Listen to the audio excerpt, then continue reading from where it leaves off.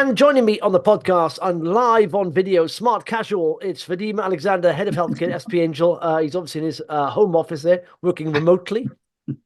How you doing, Justin? Yeah, not too bad, fella. Good, Do you good. know what? Just got my wife isn't here. My youngest son. They've just gone to London. My son has got a lung condition, and he often goes to London for quarterly checks or half yearly checks. But he also has a local doctor as well.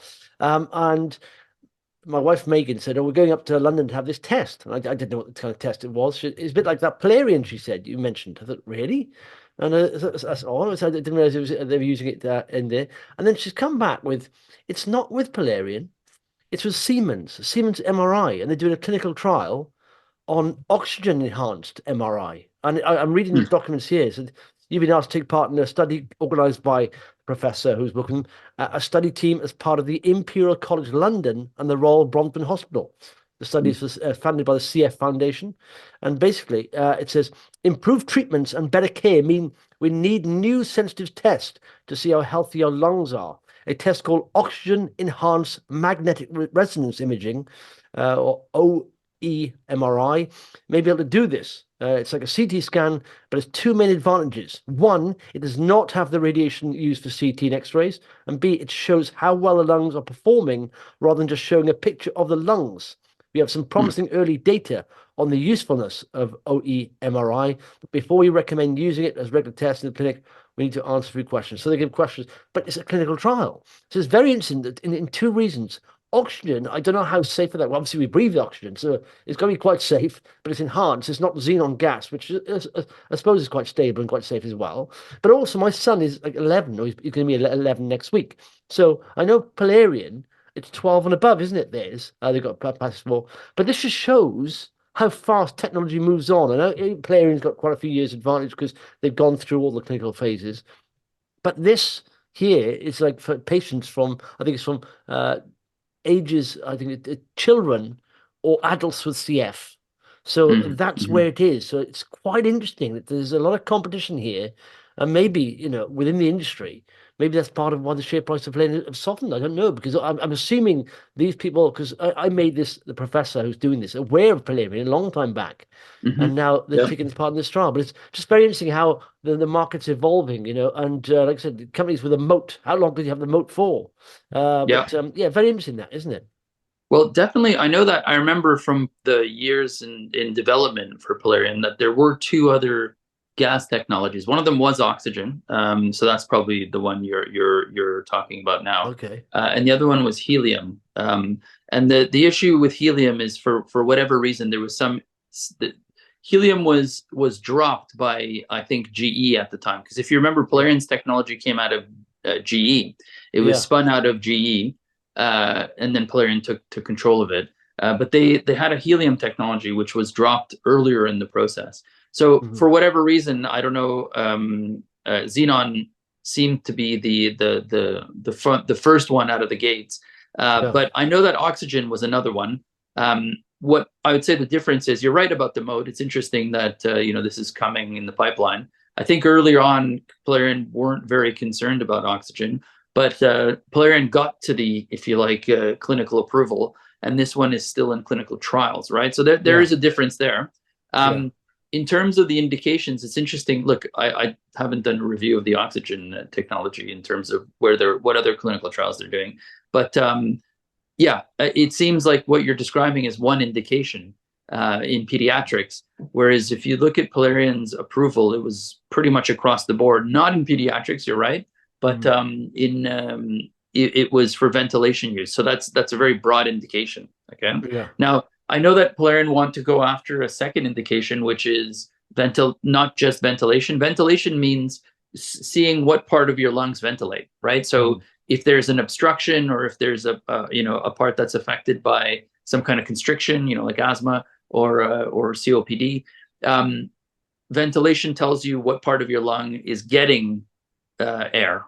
Okay, Yeah. but pulmonary, there's gas exchange, which is more sensitive, if you like, because it tells you what part of your lung is actually exchanging gas with the blood, and Yeah. that really is a functional test that's very important, and a potential function of xenon technology. Now, the trial you just described seems to be gas exchange, which is interesting too. But it is earlier in the pipeline, you know. Yeah. No, it's interesting. I mean, it's been very hard. I don't know if you noticed this week, but tech, sort of biotech companies, pharma companies, small ones, have been taking a bit of a hammering, haven't they? I mean, Yeah, Polarean's are just touching. Look at that, an all-time low again. I thought yeah, there was promises of a rally here, but it hasn't materialized. And in fact, I used to hold Destiny Pharma, taking a massive knock. Look at this. It's back to where I bought it at down here. yeah, 20, well, below that, 25 pence.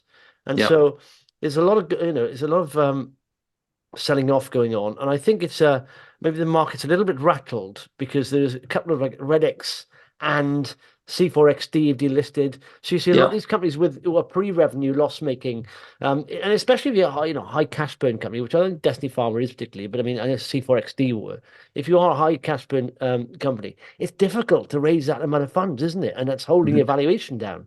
yeah, yeah. No, I think yeah, it's been a kind of a tough month. There was a good rally earlier on in the year, and it seems to have been smothered a bit. You know. Yeah, That said, there have been a company called GENincode is another one that's oh yeah, bounced quite aggressively off lows. So I think it's rallied from 350 or 375 all the way up to 8 or 9. yeah, So on good news, on there's some study on one of their cardio products. I didn't really have much chance to review the data itself, but clearly the market's reacted to it. Now these are all-time lows, right? So it's going from a very low base, but some stocks are rallying. Is my point. You are seeing some rallies still. So it's a bit of a mixed picture. I do think you're right that the delistings aren't helping. That wasn't that the Redex and the C4X were kind of cast a shadow over some of these stocks, but others are rallying. yeah. I'm just looking at GenCode. So it's showing here as what 14 million market cap. There's they just did a placing back in December. I wonder how much they did there. So they raised 4 million. Okay, so Yeah, they got a bit of I think cash there. they're cashed up. I think that's your Yeah, point earlier on, that some of these companies, before they get cashed up, it's a recurring theme that you and I have discussed. Until they get cashed up a little bit, it's not the time to buy these stocks, right? Because there's no. obviously under duress, most of these placings are done at a steep discount. So once they get cashed up, they're in better position. I think that placing was done at 4 or at 6p. I can't remember. Yeah. Well, the half year operating loss of 3.6 pretty much million. Yeah. So again, you're thinking, and let's say bring that down, that 4 million, how long is it going to last? Sort of, and you don't go back to the market. In fact, a good example of this of being punished.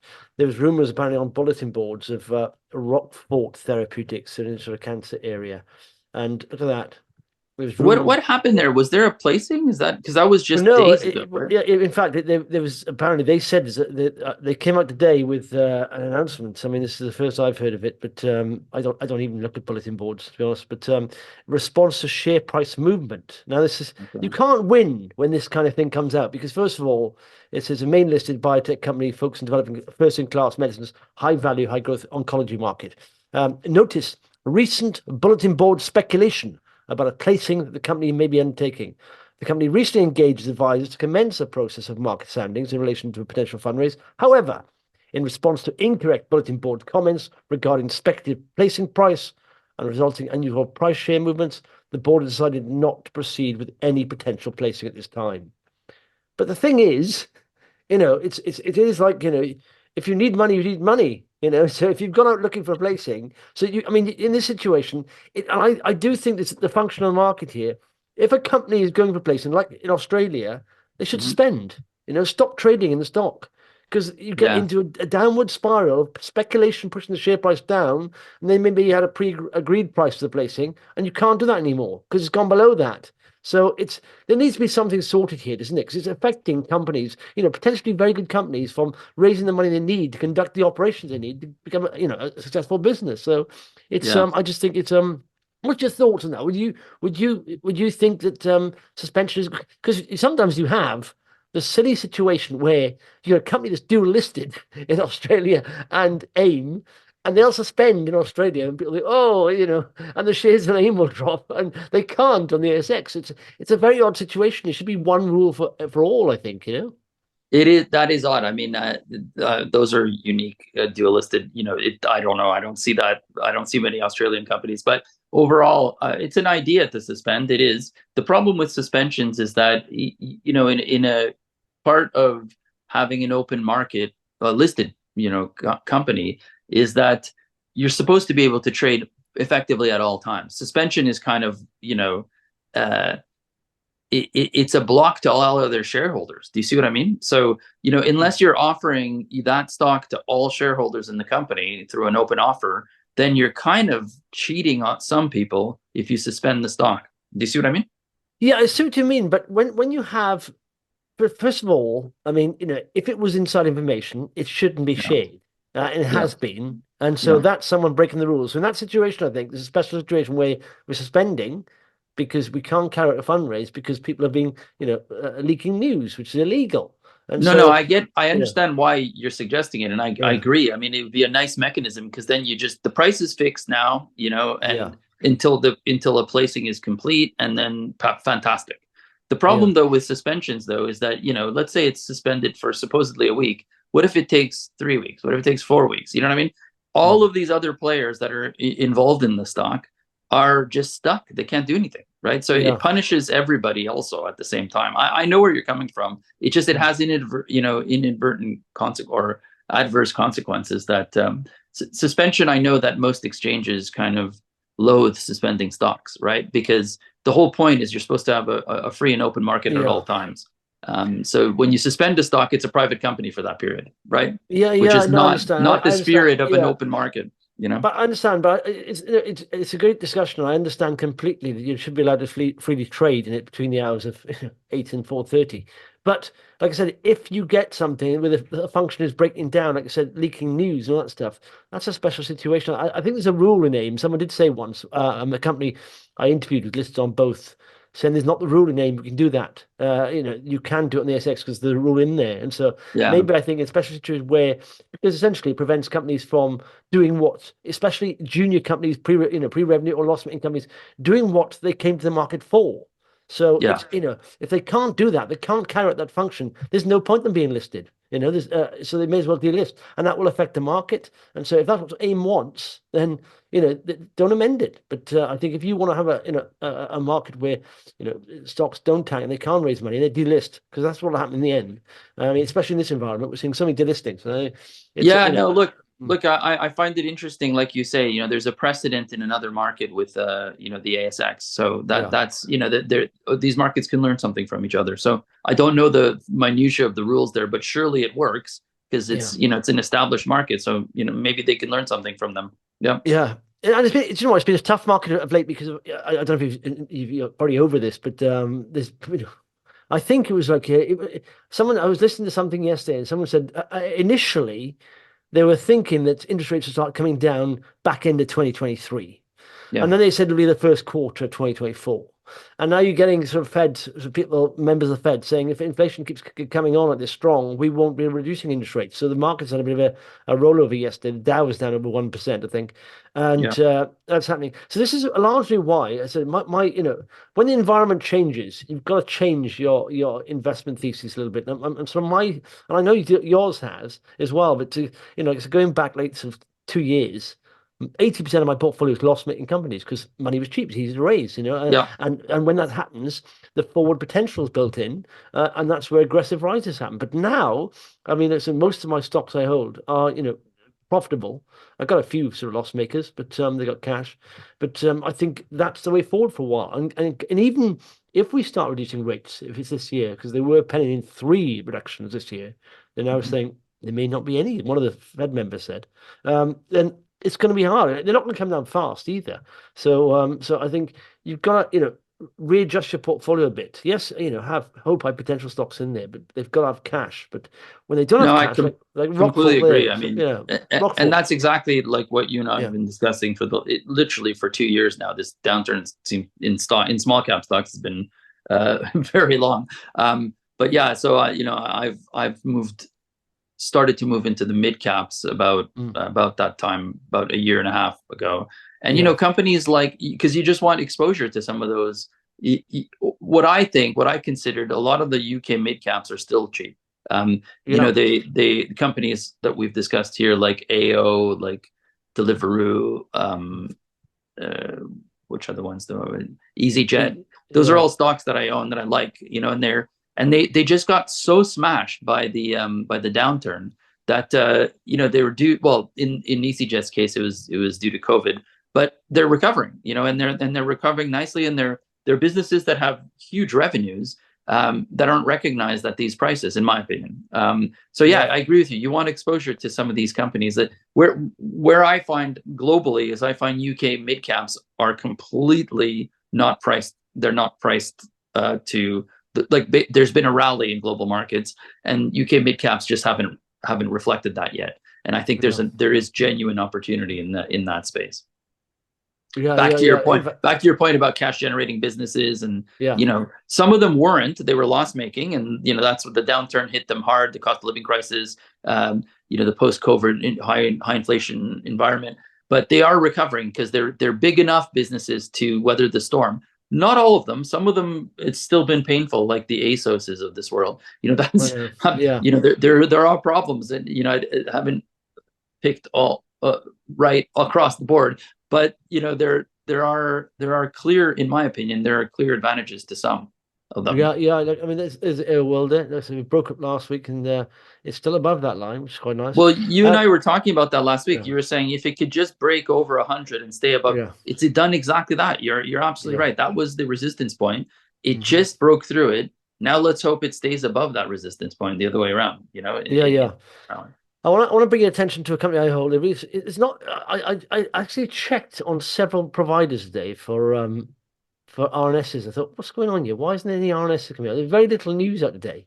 I mean, Beeks is a company I hold. I think it's a fantastic company. I think literally, it's one of those companies that has a market leading technology. Essentially, it's they specialize in financial trading platforms in the cloud for stock exchanges, and it's located in the stock exchange, but it's also a cloud-based model.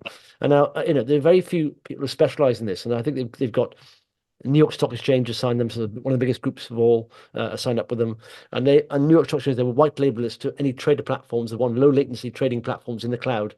And they announced today a partner with SST. Now, if you look at it, I'm launching this very soon. This is the UK MicroCap League. These are all companies that are revenue generating below 100 million market cap, and I score them on everything. This is in alphabetical order. I'm not going to show you the ranks yet, but score them on growth, value, health, momentum, all that stuff. But if you look at Beeks, and it's not ranked highly on this, but share price 170. Let me pump this up. 178. Target price is the broker's 260. That's the 12-month target. So this is what you get when you log in there and click this. But as you see here, if you scroll down, so this is full year results. This is half year results. Now, these are more recent, and these are last year. You can see the improvement just in the colors, okay? Yeah. From the full year to half year. And so you got full marks on growth. Now, that's the most important metric for any growth company. Small caps should be growth companies, or micro caps should be growth companies. And they're improving. So if you look on this side, the values here all in the red because they're not cheap.